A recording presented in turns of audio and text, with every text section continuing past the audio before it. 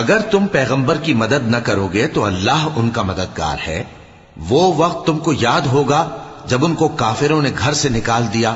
اس وقت دو ہی شخص تھے، جن میں ایک ابو بکر رضی اللہ تعالی عنہ تھے، دوسرے ہمارے پیغمبر صلی اللہ علیہ وآلہ وسلم۔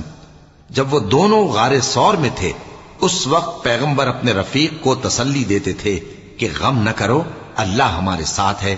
تو اللہ نے ان پر تسکین نازل فرمائی اور ان کو ایسے لشکروں سے مدد دی جو تم کو نظر نہیں آتے تھے، اور کافروں کی بات کو پست کر دیا۔ اور بات تو اللہ ہی کی بلند ہے، اور اللہ زبردست ہے، حکمت والا ہے۔ تم ہتھیار تھوڑے رکھتے ہو یا بہت، گھروں سے نکل آؤ اور اللہ کے رستے میں مال اور جان سے جہاد کرو، یہی تمہارے حق میں بہتر ہے، بشرطے کہ سمجھو۔ اگر مال غنیمت آسانی سے حاصل ہونے والا اور سفر بھی ہلکا ہوتا تو یہ